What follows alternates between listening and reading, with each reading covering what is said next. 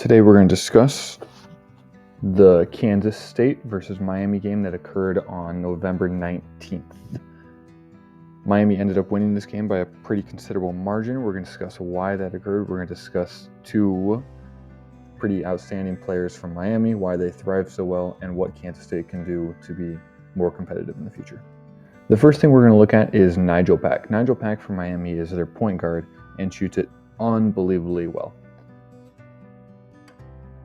In particular, he's shooting somewhere around 40%, averaging the past 3 years, and currently this year he's shooting like 55%. So he is an issue on offense, no matter what style of defense you're trying to play. You have to be aware of where he is, and you have to be aware of who essentially is going to close out to him. Even like those are like 4 feet behind the arc, and he is shooting those without any like thinking of it whatsoever. That means he has the absolute green light from the coach. So you have to be aware of who's guarding him, and you have to be aware of taking away the three-point line. I want to say in this game he had something like 20 points before halftime. So because, and this is something I'm going to touch on later as well, because Miami plays this 5-out style of offense, it creates more spacing if there's any confusion and his defender gets caught on anything whatsoever. And if you don't have these other players, like number 20 in the situation, able to react and throw a hand up, you're going to allow these shots. Like this shot, that is 5 feet beyond the three-point arc. And if he's shooting that at even like a 35% clip, that stretches out the defense so much. So one thing I would probably like to honestly see from Miami is more things where they run him off screens, like similar to Steph Curry, as if like he's this much of a shooting threat, let's use that opportunity to create more options, especially going downhill at the rim. So then we switch to the Kansas State side of the ball. And so what Nigel Pack represents is like the 5-out lineup. So the first thing we're looking at is Kansas State, like everywhere across the board, they have much more size than Miami. Like they play a consistently like bigger athlete on the court as opposed to Miami's played more shooters, drivers, etc. And Kansas State in the first half especially didn't really capitalize on that. Like in order for them to be competitive with the team that's playing smaller is you have to use your size somewhat as a weapon, and you have to look to get the ball inside. I thought they did a much better job of this in the second half, but in the first half they just kind of like were content to play Miami style of basketball. It's like they even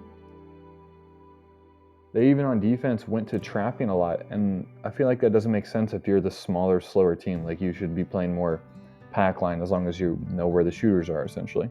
So, but Kansas State did do a much better job in the second half, so I like the adjustments of getting the ball into the inside. And look at, like, he is huge relative to both these defenders. So not only do you have him, but ideally you can, like, I don't know if 24 is a good shooter, but you could kick it out to him. Or you can just crash aggressively. Like, take advantage of this size discrepancy. And if you can't trust 20, you got to get somebody in there that you can trust to finish around the rim.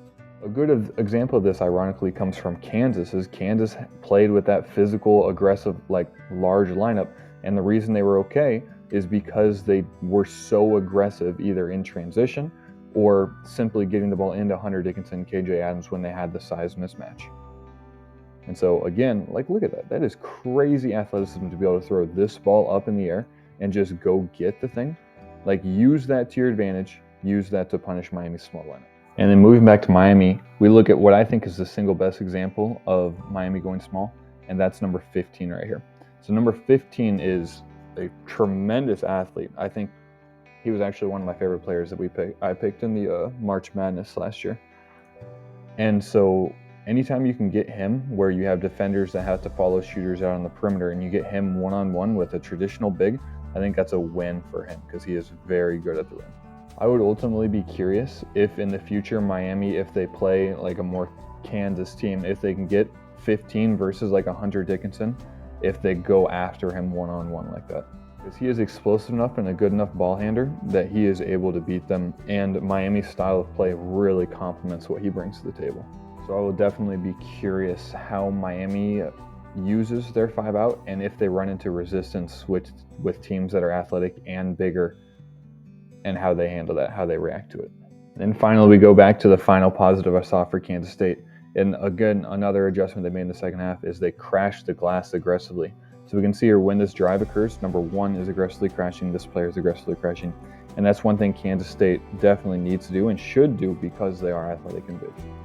Especially if they're not going to shoot the ball particularly well from the outside, you got to find ways to manufacture more points or get those second chance opportunities.